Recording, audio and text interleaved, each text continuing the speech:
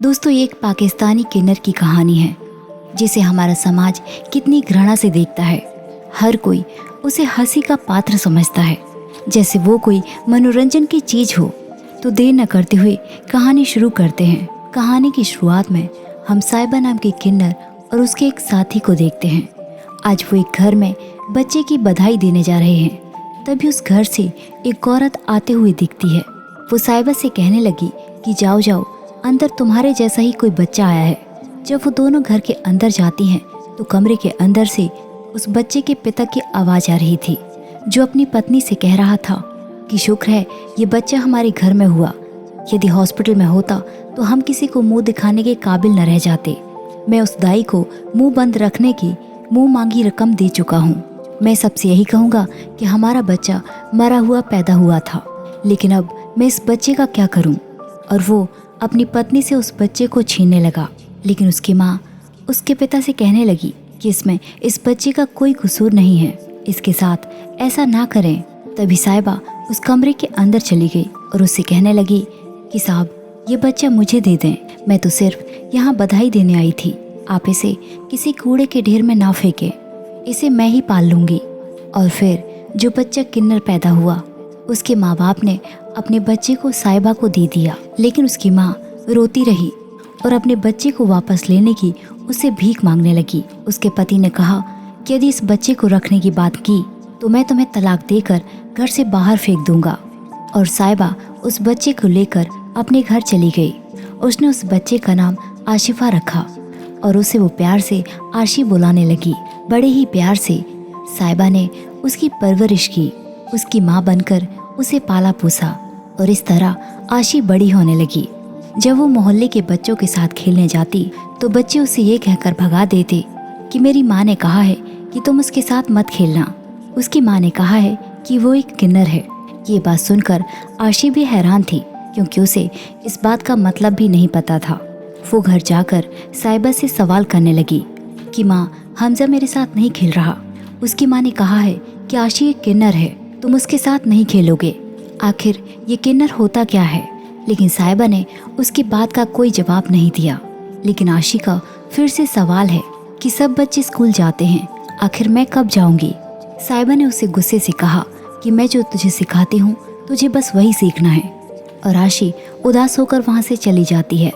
रात को जब आशी सो गई तो दरवाजे पर कोई आया और वो साहिबा के पिता थे, जो मुंह बांधकर अक्सर अंधेरे में साहिबा से मिलने आया करते थे। उसके परिवार वालों को इस बारे में पता नहीं है, लेकिन साहिबा के पिता कहीं ना कहीं आज भी वो उससे प्यार करते हैं। उसके पिता ने ही ये घर उसे दिया था। उसके पिता ने कहा कि ये जो घर मैंने तुम्हें दिया था, ये मैंने तुम्हारे नाम कर दिया है। और उसने उसे कुछ पैसे भी दिए और उसने साहिबा से माफ़ी मांगी कि मैं तुम्हारा हक अदा न कर सका। लेकिन औरों के माँ बाप तो इतना भी नहीं करते। उसके पिता का तो इतना बड़ा एहसान है कि सर छुपाने के लिए उसने इतना बड़ा घर दिया। साहिबा का अपने बहन भाई से मिलने का बहुत दिल करता है, लेकिन वो सभी साहिबा से मिलना नहीं चाहते। और उसके पिता उसे ये कहकर चले गए कि यदि जिंदगी रही तो वापस जरूर आऊँगा। इस तरह कुछ साल और बीत गए और अब आशी बड़ी हो गई है। वो साहिबा की जगह दूसरों के घरों में नाचने जाने लगी, चाहे किसी की शादी हो या फिर किसी के घर बच्चा हुआ हो। और आज भी वो अपने साथियों के साथ किसी की शादी में नाचने गई है। लेकिन शादी वाले जोड़े को देखकर आज वो काफ़ी उदास है कि मेरा भी कोई भाई बहन होता, मैं उसे अपने हाथों से मेहंदी लगाती। आखिर क्या हम सिर्फ नाचने के लिए बने हुए हैं? अगले दिन एक शराबी ने आशी का हाथ पकड़ लिया। आशी अपना हाथ छुड़ाकर वहाँ से भागने लगी और वो आदमी उसे गालियाँ देने लगा। घर जाकर वो साहिबा के सामने बहुत रोई कि आखिर हमें लोग इंसान क्यों नहीं समझते, हर कोई अजीब सी नज़र से हमें क्यों देखता है। आशी को इन सब बातों का दुख इसलिए लगता है क्योंकि उसे साहिबा ने एक माँ की तरह पाला है और उसे इस जिल्लत भरी जिंदगी जीने की आदत नहीं है। उसे लगता है कि साहिबा के साथ वो जिस तरह रहती है बाहर भी उसी की तरह लोग होंगे, लेकिन ऐसा नहीं है। बाहर के लोग उसे अलग ही नज़रिए से देखते हैं, उन्हें एक आम इंसान नहीं समझा जाता और उसके साथ आगे क्या होने वाला है उसे इस बात की कोई खबर नहीं है। रात को जब वो अपने काम से वापस लौट रही थी तो उसे कार में कुछ बैठे आदमी जो शराब के नशे में थे, वो खींचकर उसे अपनी गाड़ी में बैठा लेते हैं और आशी को वहाँ से ले जाते हैं। यहाँ साहिबा अभी तक घर में उसका इंतजार कर रही थी। वहाँ उन शराबियों ने किसी जगह पर ले जाकर आशी के साथ गलत किया।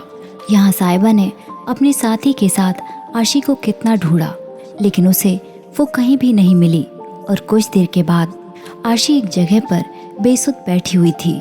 साहिबा उसे देखकर हैरान रह गई। वो उसे घर ले गई और आशी ने उसे सब कुछ बताया। अगले दिन वो तीनों पुलिस थाने पहुंचे। उन्होंने बताया कि हमें कंप्लेन लिखानी है, हमारी बेटी के साथ कुछ लोगों ने गलत किया है। ये बात सुनकर थानेदार उनका मजाक उड़ाने लगा कि तुम्हारी बेटी आखिर ये कब हुआ, और बहुत सारी बातों से उन्हें जलील करने लगा। और होना भी यही था। आखिर किन्नरों की कंप्लेन कौन लिखता है? कुछ लोग तो उन्हें इंसान भी नहीं समझते। यदि गलत होगा तो वो नॉर्मल इंसानों के साथ ही हो सकता है, किन्नर समाज के साथ नहीं। खैर, उन्हें जलील करके तीनों को वहाँ से निकाल दिया गया। इस तरह कुछ वक्त बीता।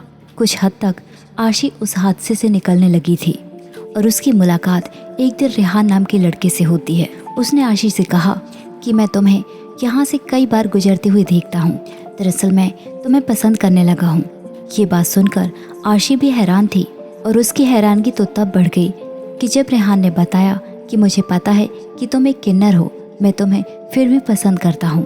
और इस तरह रेहान और आशी की दोस्ती हो जाती है। उसने उसे एक फ़ोन भी गिफ्ट किया। जब साहिबा को इस बारे में पता चला तो उसने आशी को समझाया कि वो आदमी तुम्हारा फ़ायदा उठाना चाहता है, तुम इन आदमियों की बातों में मत आओ। बार बार धोखा खाने से अच्छा है कि तुम अकेले ही रह लो। लेकिन आशी को अभी कोई भी बात समझ में नहीं आ रही थी। अगले दिन उसे उसके दोस्त का फ़ोन आया। उसने कहा कि आज हमें काम पर जाना है, तुम गार्डन के पास आ जाओ, मैं वहीं मिलती हूँ। आशी उस गार्डन के पास चली जाती है। उसकी दोस्त अभी नहीं आई थी, इसलिए उसने सोचा कि मैं तब तक गार्डन में टहल लेती हूँ।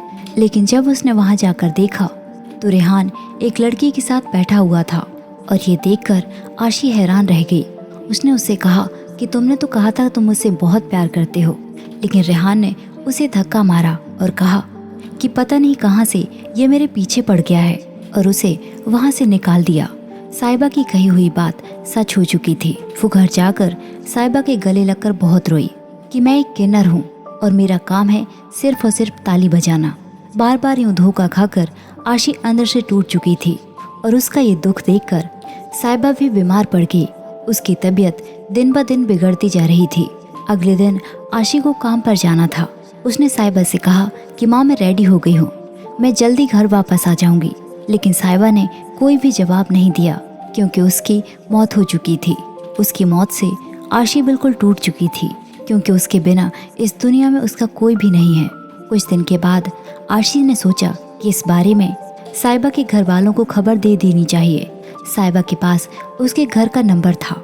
उसी नंबर पर आशी ने कॉल करवाई और वो फ़ोन साहिबा के भाई ने उठाया। उसे पता चला कि साहिबा के पिता की भी मौत हो चुकी है। जब आशी ने बताया कि साहिबा की मौत हो गई है तो उसका भाई अजीब सी हंसी हंसने लगा कि अच्छा हुआ, इस जिल्लत से हमें छुटकारा मिल गया। इतना कहकर उसने फ़ोन काट दिया। रात को रोते हुए आशी अपनी माँ जैसी साहिबा को याद कर रही थी। तभी साहिबा के दो भाई वहाँ पर आ जाते हैं और उन्होंने उससे कहा कि हम तुम्हें 3 दिन की मोहलत देते हैं, ये घर हमारे पिता का है, तुम इस घर से निकल जाओ और अपना ठिकाना कहीं और ढूंढो। कानूनी तौर पर इस घर पर हमारा हक है क्योंकि साहिबा हमारी बहन थी। पूरी जिंदगी जिसने अपनी बहन को कभी पूछा भी नहीं क्योंकि वो किन्नर थी, आज मरने के बाद इस घर के लिए वो उसे अपनी बहन कह रहा है। और फिर उसे साहिबा की एक बात याद आई। एक बार आशी ने अपने माँ बाप का साहिबा से पता पूछा था।